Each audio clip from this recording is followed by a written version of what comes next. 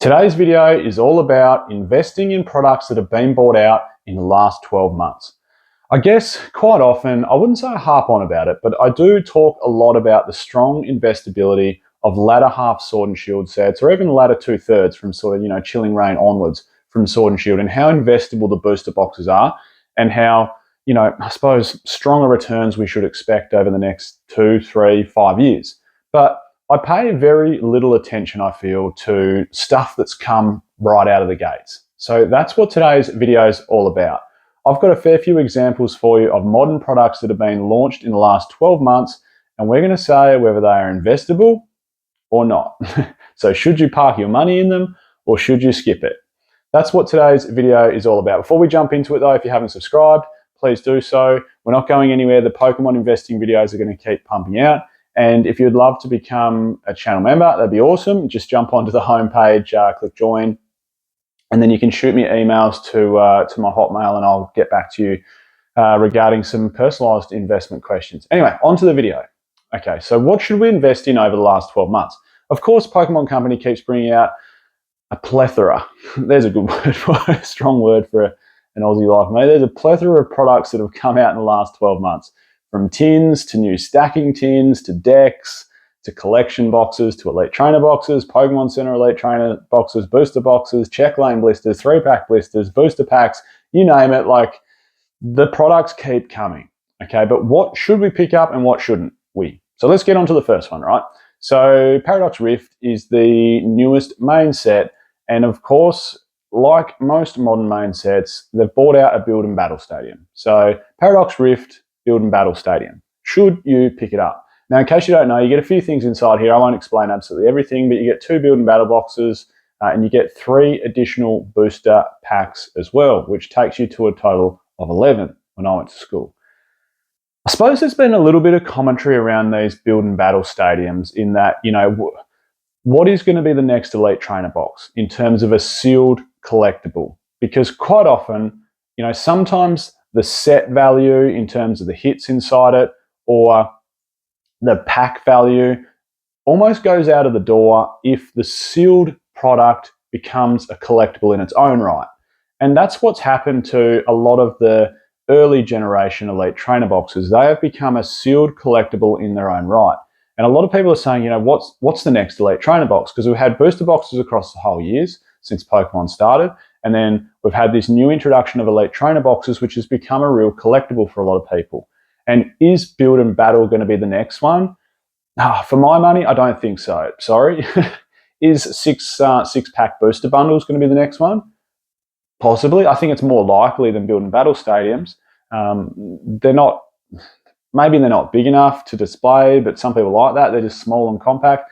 But in terms of should you pick this up as an investment or not, I don't think so. For me, it's a no. The only ones you should pick up are the super, super strong sets. Like if you'd picked up some Evolving Skies Build and Battle stadiums, especially with that Rayquaza artwork on the front, I think you've done a good job. But we're not talking about that now. We're just talking about the here and now. So for me, this is a no. Put the cross against that one. I wouldn't pick this up as an investment. I don't think you're going to get much returns over the next 12 months, if any, or 2 years, or even possibly 3 years. So for me, I think you'd just be parking your money and it'd go stale and dead. Next one, my first battle. This has been released in the last 12 months. And this is, I suppose, just a little bit of a fun one for all the parents out there. It's not an investment, really. Like, you shouldn't pick this up as an investment, but I'd grab it if you want to just have some fun with your kids and introduce them to the game. I think it's a great concept. It's really cool, and it can be a great, I suppose, bonding, teaching, learning experience between parents and their kids. So I won't spend too much time on that because I just thought I'd put it in really quickly. The next one, though, I quite often, I wouldn't say I have a dig, but I quite often talk down the investment opportunities of collection boxes if they're wrong.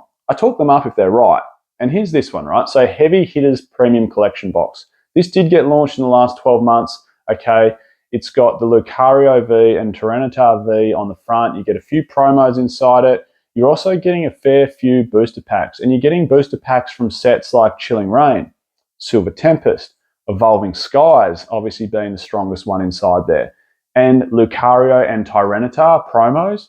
This, I think, is actually a tick. I actually really like this collection box. So when it comes to collection boxes, I always say, make sure you look at the packs that are coming inside it. Are they from strong sets? And what's the box art? What are the promos inside there? What are the Pokemon that's carrying the box? If it's a unknown or not well-known Pokemon that isn't very popular, I'd say steer clear. And it's got bad pack selection, definitely steer clear. But if it's got good pack selection and good promos inside it, I don't think boxes are too bad an investment. Now, just keep in mind though, when it comes to an investment, not only is the product important, but the price you buy it at is of course really important. So if you're buying this at overs, of course it's not a good investment. If you're paying, if market price is 100 and you're paying 120 just because you want one desperately, it's not a good investment. You're buying it overs. It could take a year or two to get those, collect back up to those gains that you've paid overs for. So don't forget the price you purchase it for is also really, really important. But I actually quite like this collection box. So that's a tick from me. Next product, this one. Meowscardo, if that's how you pronounce the new evolution of one of the starters, Deluxe Battle Deck. I'm telling you now, putting Deluxe in the title of this product is not going to help it. Okay, Deluxe will not help this.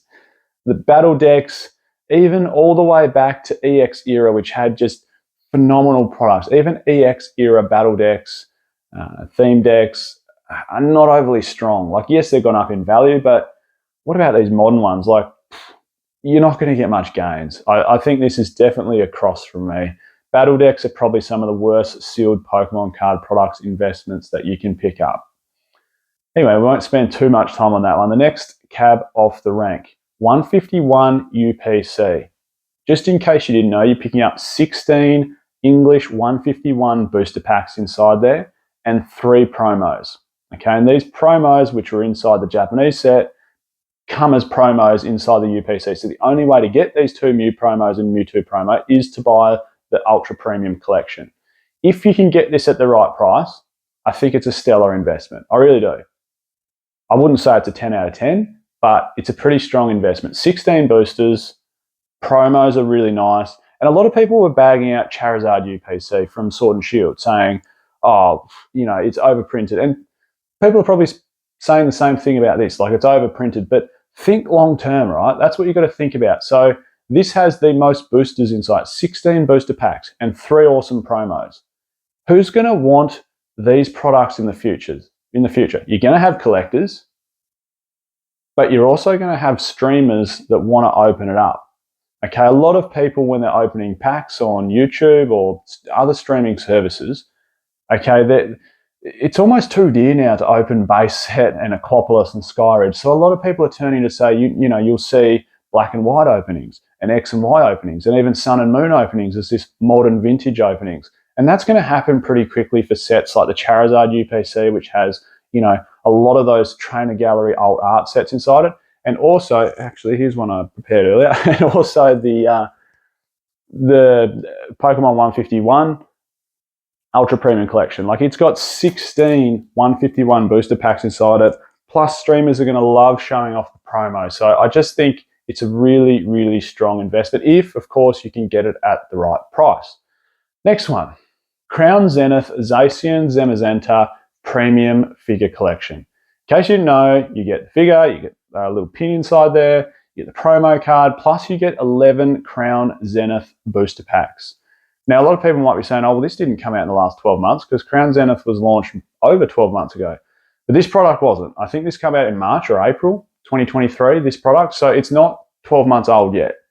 So these are products that are launched in the last 12 months, and I've picked a heap of these up, only because, Black Friday sales? They were going for 39 Australian dollars at Kmart online. They're sold out. They're still listed on Kmart's website at $39, but they're completely sold out. So don't even worry about trying to pick them up. But I picked up a fair few of them. At $39, it works out to be like $3, $3.30 or something per booster pack. Like, just, that's Australian dollars. So what's that? $2 US a booster pack, like, cheap.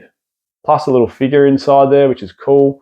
I think if you could get it for the right price, that is an awesome pickup in the last 12 months. Crown Zenith, the final English set with yellow borders, great Galarian, Galarian Gallery, absolutely ripper set. I think it's a great pickup. Next one, Paldean Fates Pokemon Center ETV.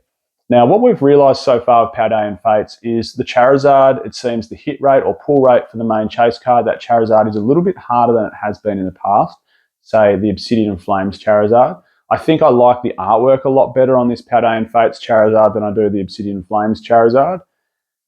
There's a few more cards. I've probably thrown maybe a little bit of shade towards Paldean Fates' way, saying it's Shining Fates 2.0.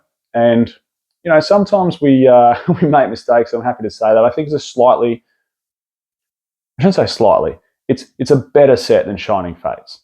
Is it heaps better? No. Is it Hidden Fates level? No.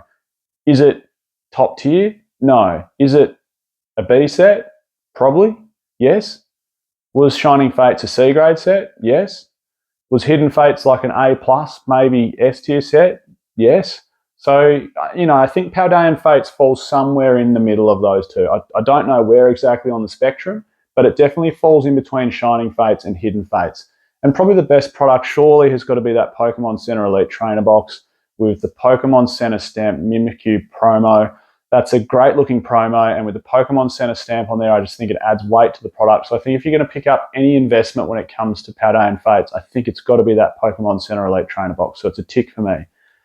Final one to finish with, Paldean Fates Premium Collection. Why we're on the Paldean Fates train, because it's the newest set out.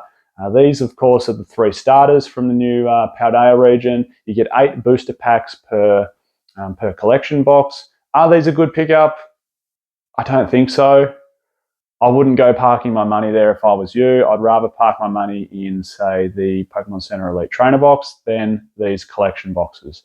The 3 new starters, you know, it's not like Venusaur, Charizard, and Blastoise. It's, you know, and maybe, you know, you probably people in the comments will say, you know, maybe these characters will mean something in the future to kids that are playing the game now, and that could well be the case. But at the moment, particularly over the next 5 or 10 years, you're probably not going to see much of a return from these collection boxes. You know, the same thing could be said for a lot of those Shining Fates collection boxes. I think there was those Pikachu collection boxes, and, you know, those really haven't moved in the last 2.5 to 3 years. So for me, this is a no deal when it comes to this product. I think there's better places to park your money. Anyway, there we go. A little bit of a wrap up of some of the products over the last 12 months and whether you should invest in them or not. Hopefully this has given you a bit of guidance. I'm Michael, this is PokeOz, and I'll catch everyone next time.